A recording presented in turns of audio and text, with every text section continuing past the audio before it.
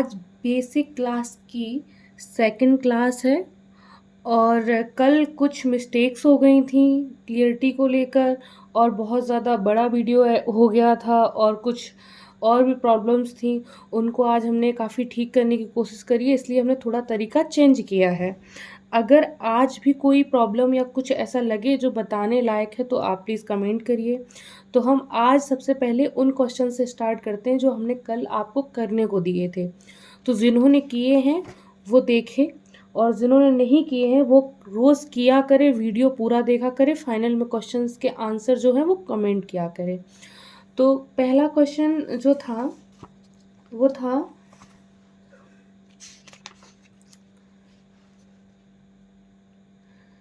संजय के बाग में आम के 3 पेड़ हैं। उसने एक पेड़ से 3,450 आम, दूसरे से 4,320 आम और तीसरे से 4,280 आम तोड़े। यदि वह 50-50 आमों की थैलियाँ बनाए तो कुल कितनी थैलियाँ बनेंगी? तो इस क्वेश्चन को हम बताते हैं। जिसने भी अगर गलत किया है तो वो उसे सही देखे कैसे करना है। तो सबसे पहले तो एक्चुअली अगर जिसने भी गलत किया है वो क्यों गलत किया है उस पर बात करते हैं। कि जब उसने ये कहा कि आम के कितने पेड़ हैं 3 और एक पेड़ से उसने आम तोड़े 3,450, दूसरे से तोड़े 4,320 और तीसरे पेड़ से तोड़े उसे 4,280। तो उसके पास कुल आम जो हो गए हैं वो हो गए हैं 12,050 आम। अब इन आमों को उसे सब 50-50 के आमों एक थैलिया में 50-50 आमों को रखना है। हम कह सकते हैं कि हम कुल 12,050 आमों को 50-50 के ग्रुप में हमें आमों को बांटना है। मतलब एक थैली में 50-50 आम रखने हैं। तो जब हमें किसी भी चीज़ को बांटना होता है, जैसे क्या बांटने का सेंस है, जैसे ये लिखा है 10/2। तो इसका मतलब ये है इस 10 को 2 बराबर भागों में बांट दो, 5 और 5। तो 2 का डिवाइड करना होता है, ठीक है।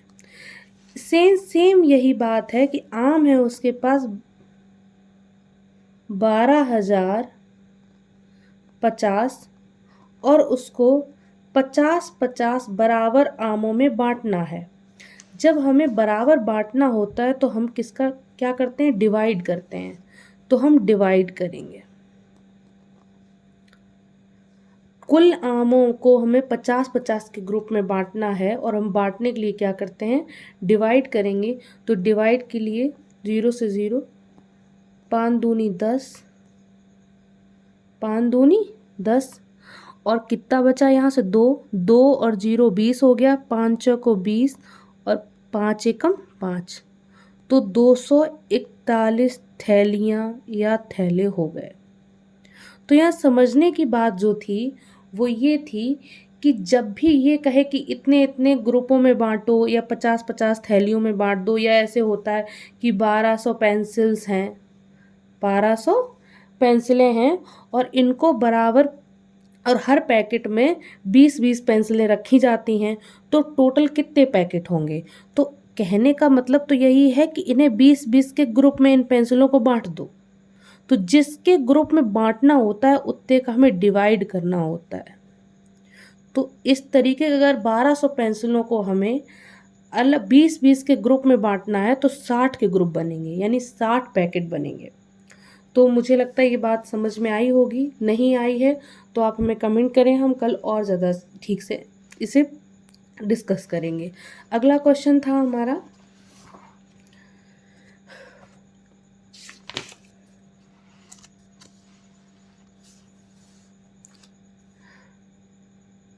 8 अंकों की सबसे बड़ी और सबसे छोटी संख्या के अंतर में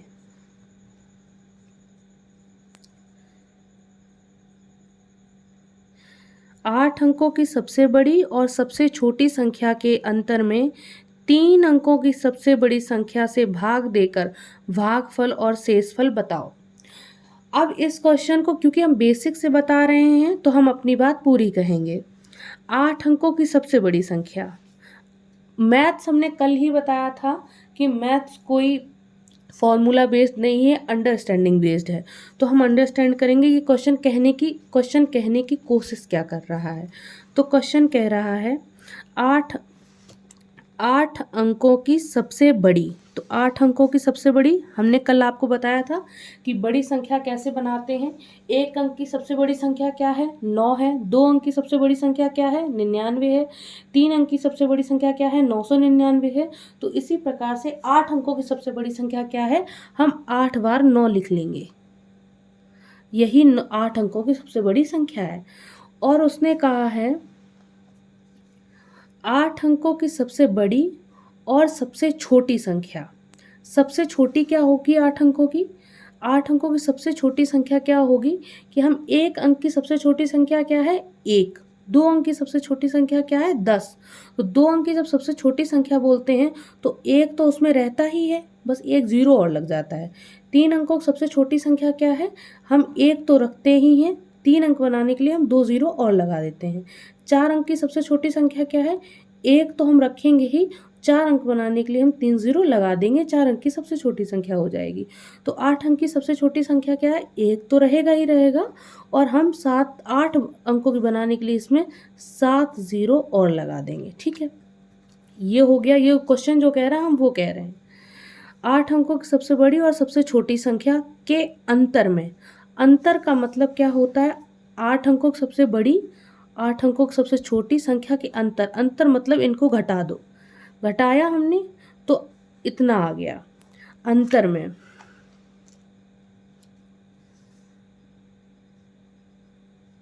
3 अंकों की सबसे बड़ी संख्या। 3 अंकों की सबसे बड़ी संख्या क्या है? 999। 3 अंकों की सबसे बड़ी संख्या क्या है? 999। 3 अंकों की सबसे बड़ी संख्या से भाग देकर भागफल और शेषफल बताओ। इससे भाग देकर भागफल बताओ और शेषफल बताओ। तो सबसे पहले क्वेश्चन दोबारा से हम एक बार सही से अपनी लैंग्वेज में इसे रिवाइज करते हैं।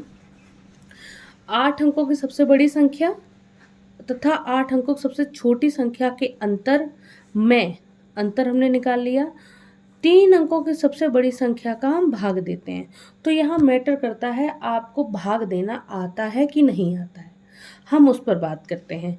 हम सीख लेते हैं कि भाग देना देते कैसे हैं। अब इन्होंने केवल भागफल नहीं बोला, इन्होंने भागफल और शेषफल बोला है। तो कैसे करेंगे?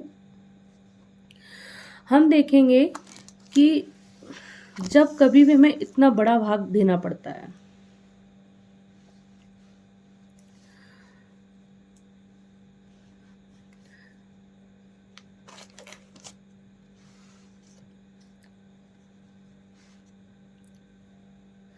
नौ 999 का हम भाग दे रहे हैं 8 और 7 बार 9। ठीक है, अब हम कैसे भाग देंगे? अगर आता है तो गुड, नहीं आता है तो मैं बता रही हूँ। हमें तो सिंपल सा भाग देना तो आता ही है। सिंपल से भाग देने का सेंस ये है कि हम ये मान के चलें कि यहाँ पे केवल 9 है, और हम यहाँ पे मान के चलें कि इस 9 को हमें इस संख्या में भाग देना है।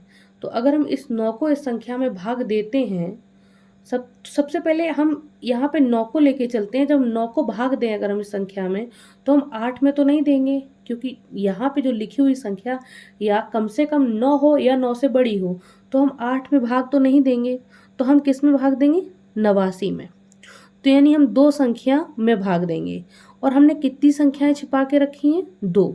तो जितनी छिपा के रखी हैं हम उतनी संख्या और ले लेते हैं। जितनी संख्या हमने छिपा के रखी हैं उतनी संख्याएं हम और ले लेते हैं। इसका मतलब है कि अगर हमें टोटल 999 का भाग देना है तो हमें 4 अंकों की संख्या में भाग देना है। कैसे महसूस किया, कैसे पता चला कि हम 9 का भाग देना जानते हैं? 9 का भाग देंगे तो हम 8 में नहीं देंगे, 89 में देंगे, क्योंकि 9 से 8 छोटा है। लेकिन हम अल्टीमेटली जो रियलिटी में वो 9 से भाग तो नहीं दे रहे हैं, हम 2 संख्याएं छुपाए हुए हैं। तो हम जो दो संख्याएं खोलेंगे तो इधर से भी हम दो संख्याएं ले लेंगे। तो 999 का जो हम भाग देंगे वो भाग देंगे हम 4 संख्याओं में। अब देंगे कितनी बार में, तो हम देखते हैं कि जब हम 2 बार, जब हम 89 में देंगे, 9 का भाग हम 89 में देंगे तो 9 निम 81, 9 ढाई 90 ज़्यादा हो जाएगा, 9 अट्ठे 72 कम हो जाएगा, तो 9 निम 81, तो हम 9 बार में भाग देंगे। ये एक जो होता है अनुमान होता है, कभी कभी गलत भी हो जाता है, मतलब 9 बार भी भाग देने पे संख्या बड़ी आ जाती है तो हम 8 बार देंगे, मतलब लेकिन एक अप्रॉक्स पता चल जाता है कि इसी के आसपास हमें भाग देना है। तो 9 का भाग दिया, कैसे दिया, 9 बार पहाड़ा पढ़ेंगे 999 का, तो दिया हमने केवल 9 का है 89 में, लेकिन रियलिटी में 9 का भाग नहीं है, 999 में भाग देना है, 999 का, तो 9 बार भाग देंगे, तो यानी 9 का पहाड़ा 9 निम 81 नहीं पढ़ना है, 999 का 9 बार भाग देना है, पढ़ना है, तो 9 निम 81, 9 निम 81 और 8 89, 9 निम 81, 81 और 8 89, तो 9 का भाग देने पर कितना आ गया, ठीक है। जिसको नहीं आता है वो इसमें कोई वो ना फील करे कि लो मतलब मुझे मेरा ये भी गलत हो गया, क्योंकि इसीलिए तो हम बिल्कुल बेसिक से पढ़ा रहे हैं कि वो फील ना बुरा फील कर पाए, वो ये सोचे कि बिल्कुल बेसिक से वो सीख रहा है और हम उसे सिखा रहे हैं। तो 9 में से 1 गया 8, 9 में 9 गया 0, ये कुछ नहीं बचा। अब हम क्या करेंगे, 999 का 8 में तो भाग नहीं देंगे, हम क्या उतारेंगे 9 को, हमने 1 उतारा तब भी संख्या मेरी पूरी नहीं हुई, छोटी रही। अब हम एक बार और 9 को उतारेंगे, तो हमने एक साथ कितनों को उतार दिया है, 2 को। तो जब हम एक साथ ग्रुप को उतारते हैं, 2 के ग्रुप को, तो हम एक 0 लगाते हैं, क्या लगाते हैं, 0। अब हमारा 899 अभी भी छोटा है, अभी भी छोटा है, तो हमें एक 9 की और नीड है, लेकिन अब एक 9 केवल नहीं उतर सकता, क्योंकि एक 9 उतरेगा तो अब जो उतरेंगे वो ग्रुप में उतरेगा, किस में उतरेगा, ग्रुप में। अब जब ग्रुप में उतरा तो हम एक 0 और लगाएंगे, ठीक है। अब हमारी संख्याएं कितनी हो गई हैं, 5, और हम भाग देंगे 3 संख्याओं से, तो हम पहले अगर केवल 8 9 9 9 होता तो हम 9 बार भाग दे देते, 8 9 9 9 में 9 बार भाग दे देते, तो हमारा आ जाता 8 9 9 1। लेकिन अब भाग हमारा जो है बड़ा हो गया, 5 संख्याओं में देना है, पहले 4 में देना था, तो हम 9 का भाग, ये थोड़ा सा अंडरस्टैंडिंग बेस्ड है, या थोड़ा ये बोल सकते हैं प्रैक्टिस बेस्ड है, इसमें थोड़ा प्रैक्टिस करो तो अच्छे से समझ में आएगा कि हम अगर 9 का भाग गुणा 9 बार पहाड़ा ना पढ़ के 90 का 90 यहाँ पे 90 बार करेंगे तो यहाँ एक 0 बढ़ जाएगा।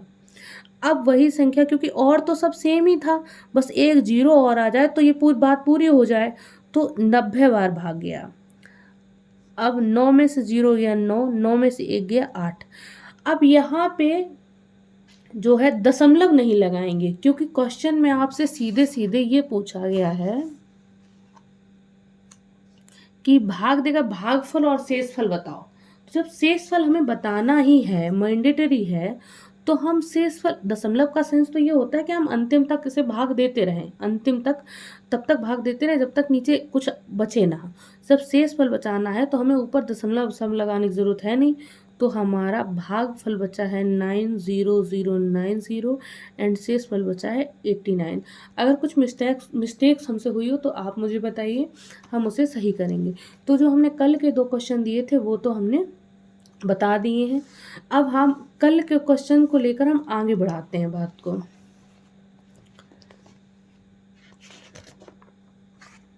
तो सबसे पहले हमने कल जो सिखाया था, चूँकि कल क्लियरिटी बहुत ख़राब थी, तो हम थोड़ा सा कुछ मिनट में बात को अपनी को रिवाइज कर दें, साथ ही कुछ नया सीख लें। हमने कल बताया था आरोही क्रम और अवरोही क्रम क्या होता है। तो आरोही में 3 सब वर्ड अल्फ़ाबेट होते हैं, अवरोही में 4 अल्फ़ाबेट होते हैं। तो जो बड़ा है उसमें सबसे पहले बड़ा लिखा जाएगा, जो छोटा है उसमें सबसे पहले छोटा लिखा जाएगा, क्रम छोटे से शुरुआत होगी और इसमें बड़े से शुरुआत होगी, छोटे से शुरुआत होकर बड़े की तरफ जाएगा, बड़े से शुरुआत होकर छोटे की तरफ आएगा। ये हमने बताया था आपको नॉर्मल अंकों में। लेकिन आज हम बताएंगे कि अवरोही और आरोही क्रम भिन्नों में बताओ। तो भिन्नों में कैसे बताओगे? जैसे संख्या 1/5 और 2/5 लिखी हुई है, हम कोई जल्दी नहीं करना चाहते। एक तो मेरे पास ये है कि मैं थोड़ा सा सोच रही हूँ कि थोड़ा कम टाइम का वीडियो बनाऊँ, और कम टाइम में वीडियो में अपनी बात कह पाना थोड़ा सा मुश्किल है। तो आप लोगों से ये उम्मीद करूँगी कि जिस तरह मेरा पढ़ाने का वे है, मैं उस वे में रहते हुए आपकी बात को कह पाऊँ। तो अगर कुछ प्रॉब्लम हो तो आप हमें कमेंट में बताइए। तो हम अपनी बात कहते हैं। भिन्न की बात है कि भिन्न में हमें आरोही क्रम और अवरोही क्रम बताना है। अब भैया जब भिन्न में हमें अवरोही और आरोही बताना है, अल्टीमेटली हमें पहले आरोही बताना है तो हमें पहले छोटा लिखनी पड़ेगी संख्या, और अगर अवरोही बतानी है तो पहले हमें बड़ी लिखनी पड़ेगी। अब हमें बड़ी और छोटी लिखने के लिए पहले पता तो हो कि इसमें कौन सी बड़ी है और कौन सी छोटी है। तो भिन्नों में बड़ा और छोटा कैसे पता करें? भिन्नों में और बड़ा छोटा पता करने का सबसे पहले इजी तरीका क्या है कि आप ये समझें कि अंश ऊपर जो लिखा होता है वो अंश होता है, नीचे जो लिखा होता है वो हर होता है। दूसरी बात हम ये समझें इसमें कि जो नीचे लिखा होता है उसका काम होता है बांटना। यहाँ इसने 1 को 5 भागों में बांट दिया है और यहाँ पे 2 को 5 भागों में बांटा गया है। अगर 1 को 1 के 5 टुकड़े किए हैं और यहाँ पे उसने 2 के 5 टुकड़े किए हैं, तो ये सोचने का विषय है। हम सिंपल भाषा में बता रहे हैं, अंडरस्टैंडिंग बेस्ड पे, फिर हम दूसरा तरीका भी बताएंगे। यहाँ उसने 1 के 5 टुकड़े किए हैं, हम कह सकते हैं यहाँ उसने 1 रोटी के 5 टुकड़े किए हैं और यहाँ उसने 2 रोटियों के 5 टुकड़े किए हैं। तो किस रोटी के टुकड़े बड़े बड़े होंगे?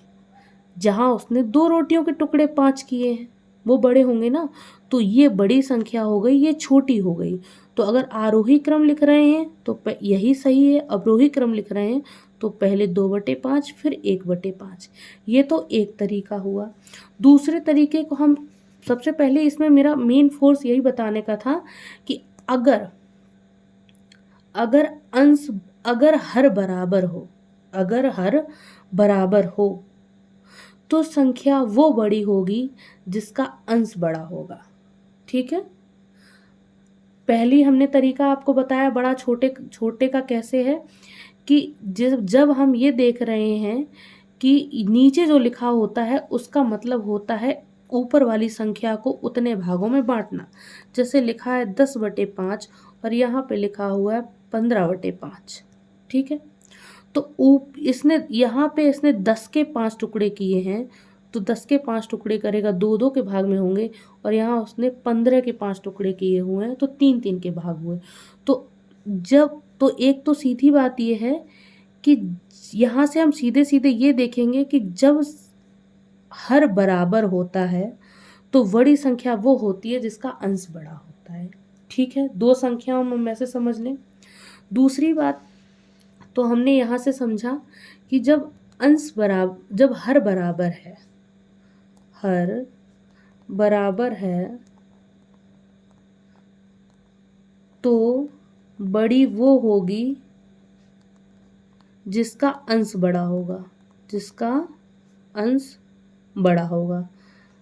अंश किसको कहते हैं? जो ऊपर लिखा होता है। हर किसे कहते हैं? जिसके नीचे लिखा होता है। दूसरा क्वेश्चन है, जब अंश बराबर हो। दूसरा क्वेश्चन क्या है? जब अंश बराबर हो तो कौन सी संख्या बड़ी होगी? अब सीधे हम पहले तरीके से ही अगर अपने को समझना चाहें तो 5/12, 5/15। अगर हम इसे 5 यहाँ पे भी है, 5 यहाँ पे भी है, दोनों जगह है, यानी कि यहाँ 5 के 12 टुकड़े करने हैं। यहाँ 5 को 12 भागों में बांटना है, यहाँ 5 को 15 भागों में बांटना है। यहाँ पर भाई नीचे जो लिखा होता है वो बांटता है ऊपर वाले को। ठीक है, यहाँ उसने 1 को 5 टुकड़ों में बांटा था, यहाँ वो 5 को 12 टुकड़ों में बांटेगा और यहाँ पर 5 को 15 टुकड़ों में बांटेगा। तो कौन सा छोटा होगा? जिसके 15 टुकड़े हो जाएंगे, 5 के 15 टुकड़े हो जाएंगे, तो वो छोटा हो जाएगा। तो हमने क्या समझने की कोशिश करी, जब अंश बराबर होता है, जब अंश बराबर होता है तो संख्या वो बड़ी होती है जिसका हर छोटा होता है। ठीक है, जब अंश बराबर होता है तो संख्या वो बड़ी होती है जिसका हर छोटा होता है। तो पहली बात क्या हुई, जिसका हर बराबर है तो संख्या वो बड़ी होगी जिसका अंश बड़ा होगा। जहाँ अंश बराबर है तो संख्या वो बड़ी होगी जिसका हर छोटा होगा। हमें लगता है हमने अपनी बात समझा पाई होगी, नहीं समझा पाई तो आप हमें कमेंट कर सकते हैं। तो ये वाली बात हुई। तो जब हम जान चुके हैं कि ये बड़ी है क्योंकि अंश बराबर है तो हर जो छोटा है वो बड़ा है। तो अवरोही की बात करें तो पहले बड़ा अवरोही क्रम में लिखा है। अगर आरोही की बात करें तो पहले हम छोटा लिखेंगे फिर बड़ा लिखेंगे। ठीक है, अब बात आ गई, ना तो हर बराबर है ना अंश बराबर है ना हर बराबर है। तो सबसे पहले हम क्या करेंगे, या तो हमें डिवाइड देना आता हो, जल्दी से डिवाइड देना आता है तो बहुत अच्छी बात है। डिवाइड देने का सेंस सीधे सीधे हम देख लें कि एक के हम 3 टुकड़े कर दें। एक के 3 टुकड़े कैसे कर पाएंगे कि हम एक में 3 का भाग दे दें। एक में 3 का भाग कैसे देंगे, जिसको आता है गुड, नहीं आता है तो समझ लें। एक के हम 3 टुकड़े कर रहे हैं। टुकड़े करने का सेंस ही भाग देना होता है। एक को 3 भाग में बांट रहे हैं हम। जिस तरीके से ये क्वेश्चन था कि हम 12,050 को हम 50-50 के भागों में बांट रहे हैं। ठीक है, सेम यही है कि एक को हम 3 भागों में बांट रहे हैं। बांटना ही भाग देना होता है, बराबर बराबर बांटना। तो हम एक में भाग जाएगा नहीं, हम दशमलव लगाएंगे, यहाँ 0 हो जाएगा। 3 त्रिका 9, 10 में से 9 गया 1। अब हम चाहें तो कह सकते हैं कि 0.3 यहाँ पे आया। अगर सिर्फ 1 अंक तक दशमलव रखना है तो यहाँ पर भी हम 1 अंक तक दशमलव रखेंगे। अब 4 को हम बांटेंगे 7 के भागों में। 4 में हम भाग देंगे 7 का, तो दशम जाएगा नहीं, 0.0, 7 पना 35। ठीक है, 10 में से 5 गया 5, 0 में से 5 जाएगा नहीं, यहाँ से 10 में से 5 गया 5, 3 में 3 गया कुछ नहीं।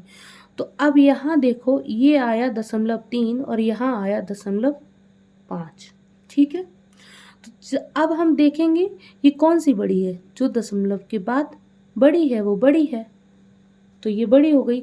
एक तो ये तरीका है कि हम भाग दे लें जल्दी से, और दूसरा तरीका ये है कि ये हमें बेस्ट तरीका लगता है कि जल्दी जल्दी एक संख्या में, क्या ये थोड़ी ना करना होता है। जब हमें रिवीजन हो जाता है, जब हमें प्रैक्टिस हो जाती तो हम सीधे सीधे जानते हैं दशमलव लगाया यानी दशमलव लगा दो, 0, 3 त्रिका 9, दशमलव लगा दो, 7 पना 35, सीधे सीधे हो जाता है।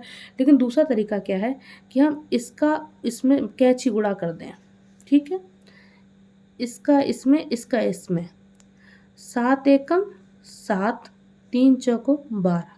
जिस पर बड़ा आया है वो बड़ी संख्या है, जिस पर छोटा आया है वो छोटी संख्या है। ये वाला जो तरीका है गुणा वाला, ये सब पर लागू होता है।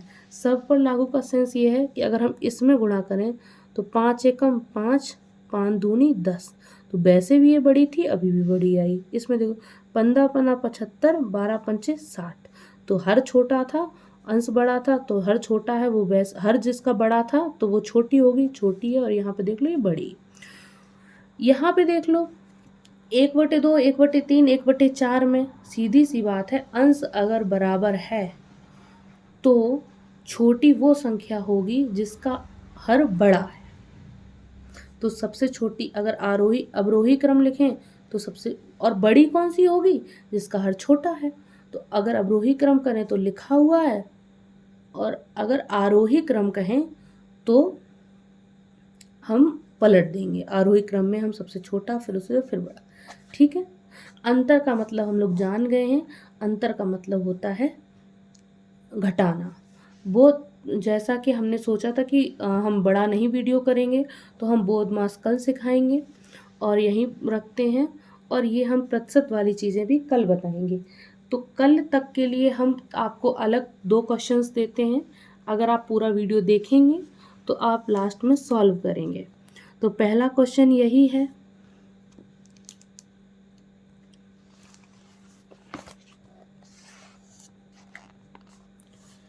एक पेटी में 144 सेब आते हैं। रमन के पास 74,160 सेब हैं। उसे इन सेबों को रखने के लिए कितनी पेटी चाहिए? आप इस क्वेश्चन को करेंगे।